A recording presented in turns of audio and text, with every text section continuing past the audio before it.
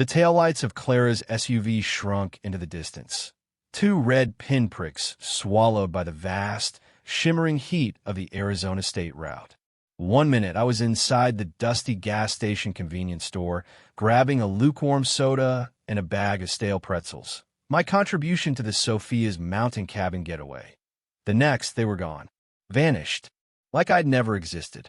A wave of nausea, sharp and sudden, rolled through me. It wasn't just the heat radiating off the asphalt.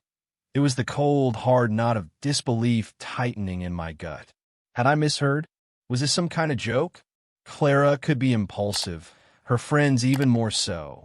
But this felt different. Malicious, almost. I stumbled out of the air-conditioned store and into the oppressive heat, the silence amplifying the frantic thumping of my own heart. The only sound was the low hum of the gas pumps and the occasional whoosh of a passing semi-truck, each one a mocking reminder of the direction my wife and her entourage had taken away from me. My eyes scanned the empty parking lot, desperately seeking any sign that they might have pulled over, realized their mistake. But there was nothing, just the endless stretch of sun-baked highway and the hazy blue mountains in the distance.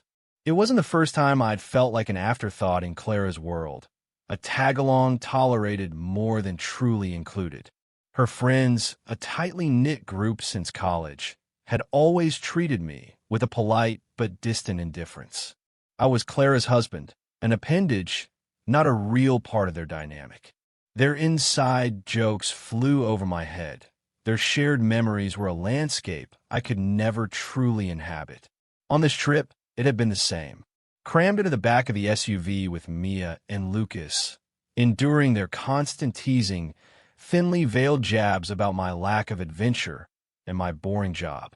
Clara, in the front passenger seat, would occasionally offer a weak smile in my direction, a silent apology that never quite reached her eyes. Sophia, the self-proclaimed leader of the group, had barely acknowledged my presence at all, her focus entirely on the playlist and the endless stream of gossip with Clara.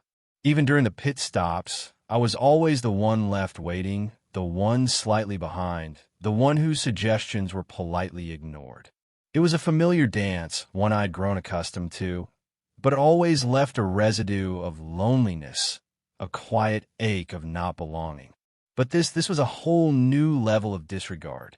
My hand instinctively reached for my phone, only to find my pocket empty. Panic flared. My wallet was gone too. And then it hit me, the full weight of their casual cruelty. They had left me here, stranded, without a way to contact anyone, without a single dollar to my name, without even the relative comfort of my own car, which Clara had insisted on taking because it was better for a road trip. The absurdity of it all was almost comical, if it weren't so terrifying. Had they even noticed I wasn't in the car when they pulled away? Or had they simply not cared? The thought sent a fresh wave of nausea churning through me.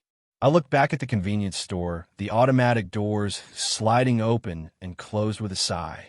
Inside, a bored-looking attendant was restocking shelves. He hadn't seemed to notice anything unusual.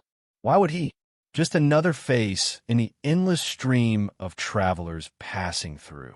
But I wasn't just another traveler. I was someone's husband, someone who had packed their bags, agreed to this ill-fated trip, and contributed a share of the expenses, only to be discarded like a piece of unwanted luggage at a dusty roadside stop. The sun beat down relentlessly, the heat radiating off the asphalt in shimmering waves. My throat was already dry, and the lukewarm soda I just bought felt like a distant memory. I was alone, abandoned in the middle of nowhere, with no idea what to do next. A bitter laugh escaped my lips, a sound that was half hysterical, half defeated. This was it, wasn't it? This was the culmination of all those little moments of exclusion, all those subtle hints that I was never truly part of their world. They had finally made it official. They had left me behind, both literally and figuratively. The unexpectedness of it, the sheer audacity, was breathtaking. It wasn't a fight, not even a heated argument. Just a casual, almost thoughtless act of abandonment. And in that moment, standing alone in the Arizona desert, stripped of my possessions and my connection to the world, a chilling thought took root in my mind. If they could do this, what else were they capable of? The desert sun was relentless, each minute stretching into an eternity of dry throat and growing despair. Just as I was starting to feel the first tendrils of panic truly take hold, a rumble in the distance grew louder, resolving into the shape of a massive semi-truck. Hope, fragile but persistent, flickered within me. I stuck out my thumb, feeling foolish and exposed, as the truck barreled towards me.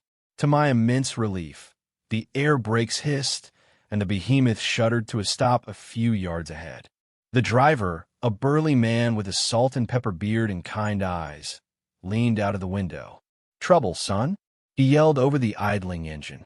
I quickly explained my predicament, the words tumbling out in a rush of disbelief and indignation. He listened patiently, his expression shifting from concern to a hint of something that might have been pity. "Well, he drawled, shaking his head. "Some folks, I tell you. Hop in. I'm heading to Boulder Creek. It's not exactly next door to that mountain cabin, but it's a start." The cab of the truck was surprisingly cool and smelled faintly of diesel and stale coffee. As we drove, the trucker, who introduced himself as Hank, regaled me with stories of his life on the road. I listened, grateful for the distraction, but my mind kept returning to Clara and her friends. Why? Why would they do that? The casualness of their abandonment stung more than any argument could have. It was a clear message. I didn't matter. By the time Hank dropped me off at a truck stop just outside Boulder Creek, the sun was beginning to dip below the horizon, painting the sky in hues of orange and purple. He'd even pressed a $20 bill into my hand, refusing my protests. "You'll need it more than me, son," he'd said with a wink. Standing there, watching his truck disappear back onto the highway, a strange sense of clarity washed over me. For weeks, maybe even months, I felt a growing unease in my marriage, a sense of drifting apart. Clara had become increasingly distant, her attention always elsewhere, her laughter rarely directed at me. I tried to ignore the nagging feeling in my gut, the little voice whispering that something wasn't right. But now, stranded and alone, the truth was undeniable. This wasn't just about being left at a gas station. This was about a fundamental disconnect, a chasm that had grown between us without me even fully realizing it. And in that moment, a decision solidified in my mind, a decision that felt both terrifying and liberating. I wouldn't call Clara. I wouldn't beg for an explanation or a ride back. This was a sign, a brutal, unexpected push, but a sign nonetheless. It was time to start over. The first few days in Boulder Creek were a blur of anxiety and uncertainty. The $20 didn't last long. I slept in a park the first night, the cold seeping into my bones despite the late summer heat. The next day, I walked for miles, my feet aching, asking for odd jobs. No one was hiring. Desperation began to set in. I hadn't felt this alone, this utterly adrift, since I was a teenager. Doubt gnawed at me. Had I made the right decision? Was I being foolishly stubborn? Maybe I should just call Clara, swallow my pride, and go back. But then I remembered the casual indifference in her eyes as she'd waved goodbye, the laughter of her friends echoing in my ears. No, I couldn't go back to that. I had to try.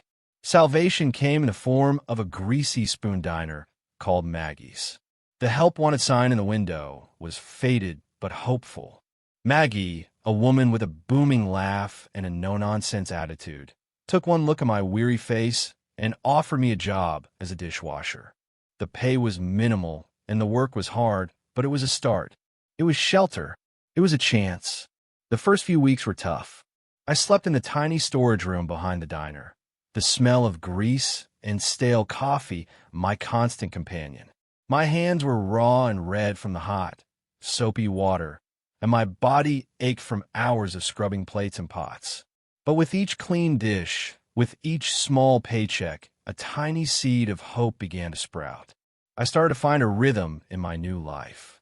I learned the regulars' orders, the best way to tackle a mountain of dirty dishes, and even earned a few gruff smiles from Maggie. I ate my meals at the counter, listening to the local gossip and the truckers' tales, slowly starting to feel a sense of belonging, however small. One evening, as I was scrubbing a particularly stubborn frying pan, Maggie came over, wiping her hands on her apron. "You got a call earlier," she said, her brow furrowed. Some woman. Sounded agitated. My heart skipped a beat. Clara. How had she found me? She left a number. Maggie continued, scribbling it down on a notepad. Said it was important. I stared at the number, my hand hovering over it. Part of me, a small, foolish part, wanted to call. Wanted to hear her voice, to understand. But the larger, stronger part of me knew better. Calling would be a step backward, a return to the life I had walked away from. I shook my head. Thanks, Maggie, but I don't think I'll call.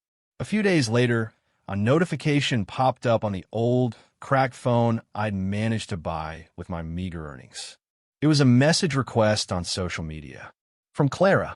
It was a generic, almost breezy message, asking if I was okay and wondering where I'd gone. More messages followed, from Mia and Sophia too, all expressing varying degrees of concern, or perhaps just curiosity. It was unsettling. Had they really not expected me to take their abandonment seriously? Did they think I would just meekly return? Without a second thought, I blocked them all. Every number, every social media account. It was a clean break, a definitive severing of ties. The past was the past. I was no longer waiting to be included. I was building my own life, one dish at a time. The uncertainty was still there, a constant hum beneath the surface, but now it was mixed with a newfound sense of determination. I didn't know what the future held, but for the first time in a long time, I felt like I was finally in control. And that feeling, however fragile, was enough to keep me going. Life at Maggie's Cafe settled into a comfortable rhythm. The initial rawness of starting over began to smooth around the edges, replaced by a quiet sense of accomplishment. My hands, though still bearing the marks of countless hours in soapy water, were stronger now, more calloused. My body no longer ached with the constant strain. I was becoming a part of the diner's ecosystem, a familiar face to the regulars, a reliable member of Maggie's small crew. My diligence didn't go unnoticed. One particularly busy Saturday morning, as I was expertly navigating a mountain of breakfast dishes, Maggie pulled me aside. "You're a hard worker, kid," she said, her voice gruff but with a hint of warmth. "How'd you like to try your hand at waiting tables? We're a body short, and you got a good head on your shoulders." The promotion to server was a significant step up. The pay was better, and I got to interact more with the customers. It was a chance to come out of my shell a little, to practice small talk and build rapport.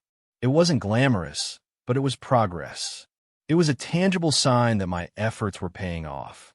With the extra money, I was finally able to move out of the cramped storage room and into a small, studio apartment above a quiet bakery a few blocks from the diner. It was nothing fancy, but it was mine, a space where I could finally unpack the few belongings I'd managed to salvage, a place where I could feel a sense of normalcy returning. The smell of fresh bread wafting up in the mornings was a welcome change from the constant aroma of fried food. It was around this time that Sarah started coming into the diner. She was different from the usual crowd. While most of the regulars were truckers or locals grabbing a quick bite, Sarah had an air of quiet thoughtfulness about her. She always ordered black coffee and a slice of pie, and she would sit by the window, reading a book or sketching in a small notebook. I found myself drawn to her calm demeanor and the way her brow would furrow in concentration. She had kind eyes, the color of warm honey, and a gentle smile that always seemed genuine. I started taking her orders, making sure her coffee was always fresh, offering her extra napkins without being asked.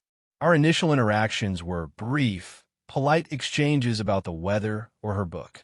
But slowly, tentatively, we started to talk more. I learned that she was a freelance photographer, traveling through Wyoming for a project.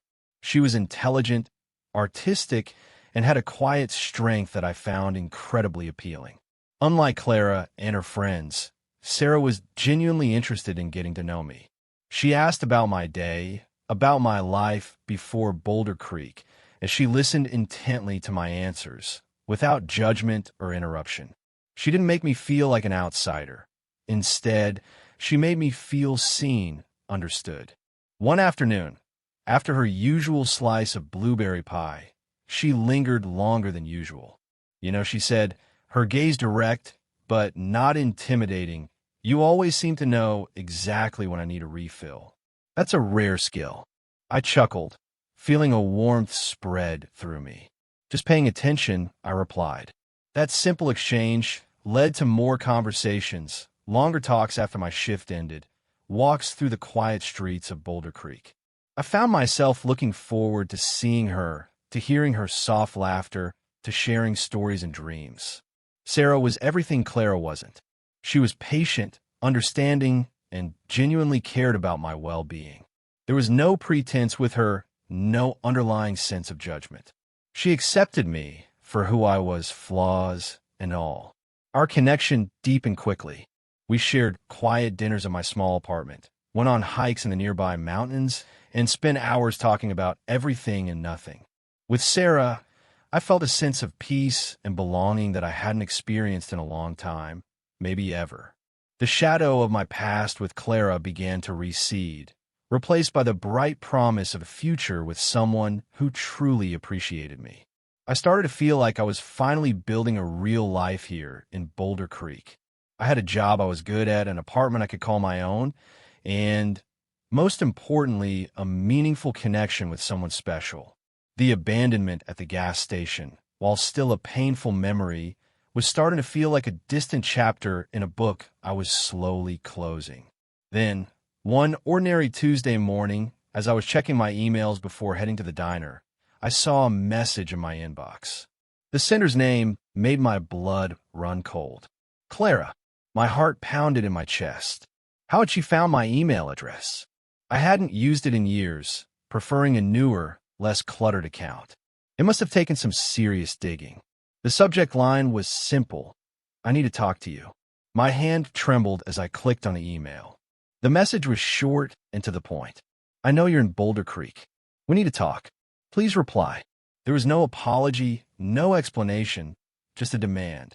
A chill snaked down my spine. What did she want? Why now after all this time? Just when I was starting to feel like I could finally breathe again, my past had unexpectedly resurfaced, threatening to pull me back into its turbulent waters. The sense of peace I had found with Sarah felt fragile, threatened by this sudden intrusion. The unexpectedness of it left me reeling, a knot of anxiety tightening in my stomach. What did she possibly want to talk about? And more importantly, what would this mean for the new life I was so carefully building?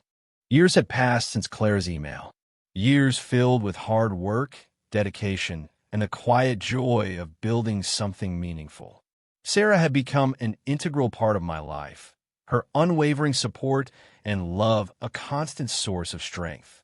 We had eventually bought Maggie's Cafe when she decided to retire, transforming it into a local favorite known for its hearty food and welcoming atmosphere. Life in Boulder Creek had become good, a far cry from the uncertainty and loneliness of those first few weeks.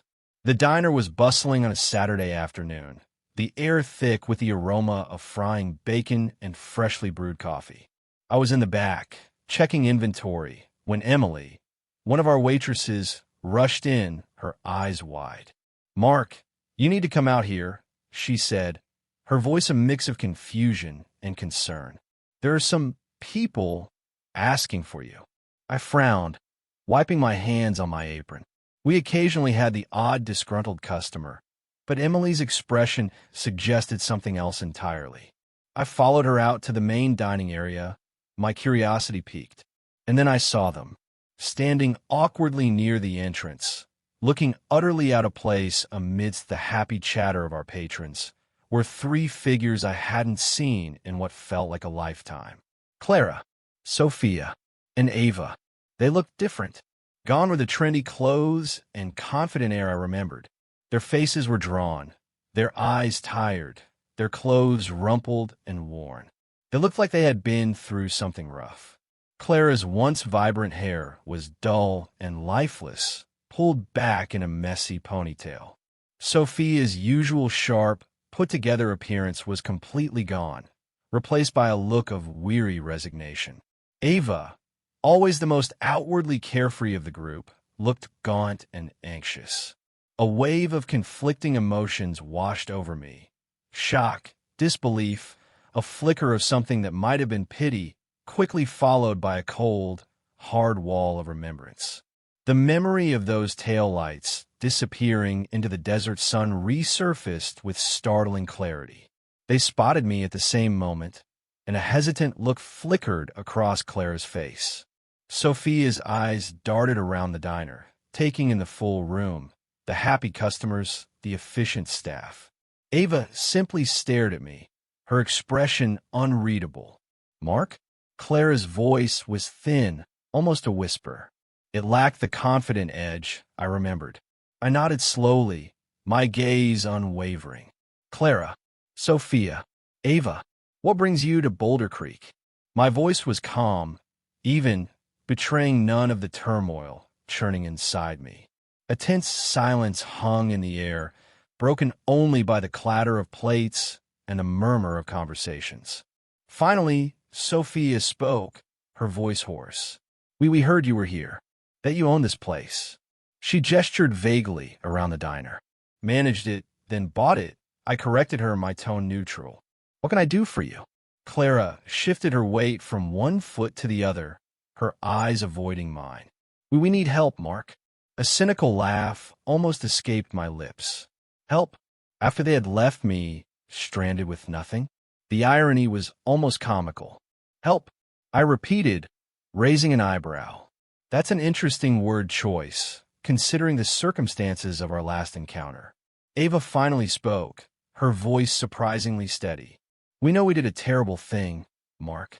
We've regretted it ever since." I simply stared at them, waiting. I wanted to hear what they had to say, to understand, if that was even possible, what had brought them here, looking so utterly defeated. Clara finally met my gaze, her eyes filled with a desperation I had never seen before. Things haven't been good for us. After we left you, things just started to fall apart." Her voice trailed off, and she looked down at her worn sneakers. Sophia jumped in, her usual bravado gone. "The mountain cabin, it burned down a few months later. Insurance didn't cover everything." And then, she sighed, running a hand through her tangled hair. "Life just happened."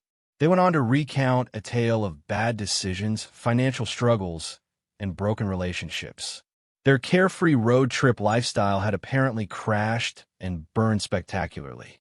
They had heard through the grapevine, years later, that I was in Boulder Creek and doing well. Desperate, with nowhere else to turn, they had decided to seek me out. As they spoke, I listened, my expression impassive. Part of me felt a cold satisfaction, a grim acknowledgement that karma had perhaps finally caught up with them. But another part of me, the part that Sarah had helped to heal, felt a flicker of something akin to pity. They looked truly lost. When they finally finished their story, the diner had quieted down slightly. A few customers were looking their way, sensing the tension in the air. "So," I said, breaking the silence, "you need help." They nodded, their eyes filled with a mixture of hope and apprehension. I thought for a moment, my mind racing. Revenge? Gloating? Turning them away? All those options flickered through my head.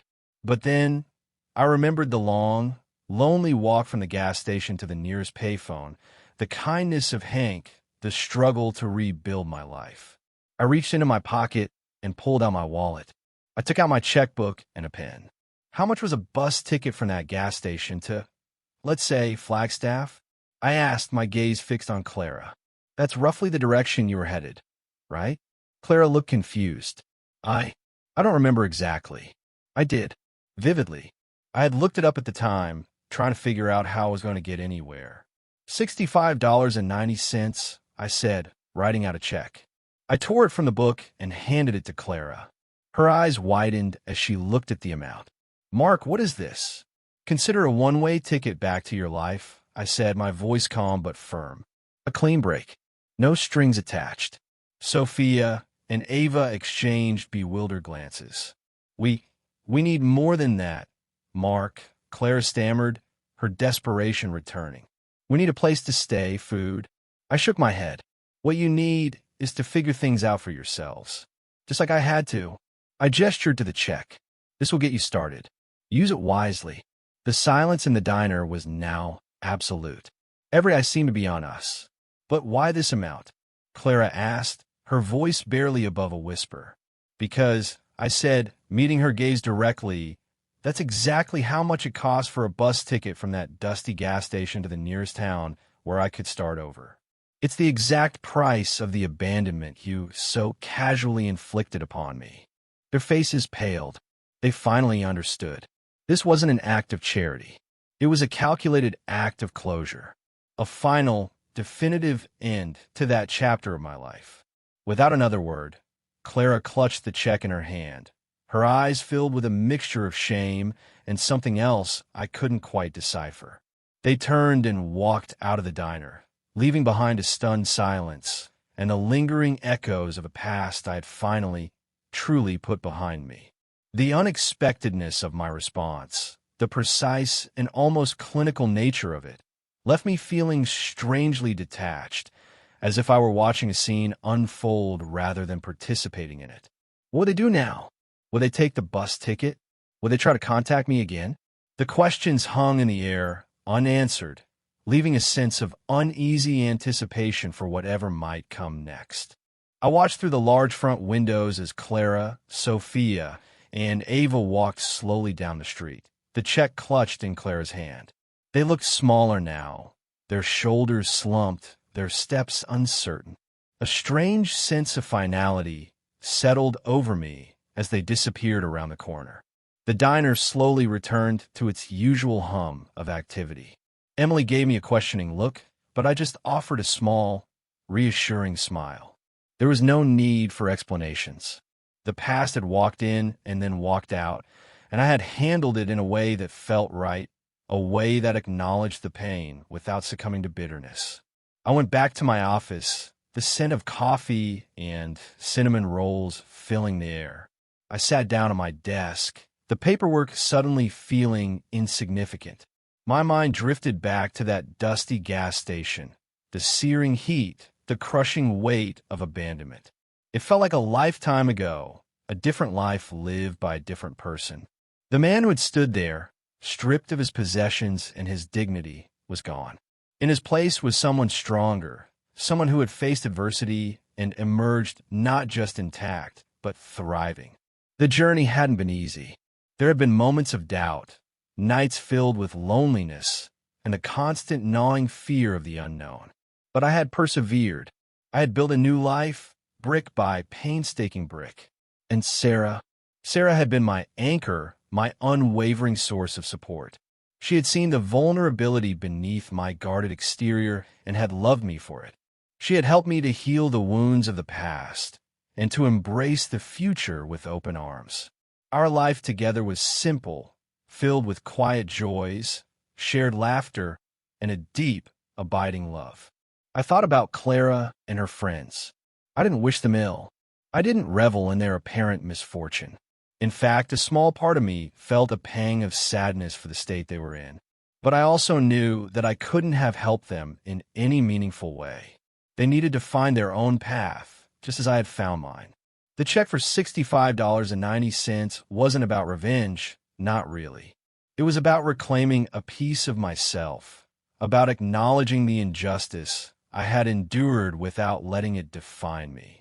It was a symbolic gesture, a way of saying, you left me with nothing, and I found my own way. I don't need your pity, and I don't need to hold on to the anger. The real victory wasn't their disheveled appearance or their desperate plea for help. The real victory was the life I had built, the happiness I had found, the person I had become. Living well, truly living well, was the most potent form of closure, the most satisfying kind of triumph. Later that evening, after the dinner rush had subsided, Sarah and I were cleaning up the kitchen together, a comfortable silence between us. She hummed softly as she wiped down the counters, her presence a calming balm. I stopped what I was doing and turned to her, taking her hand in mine. Her warm, honey-colored eyes met mine, filled with love and understanding.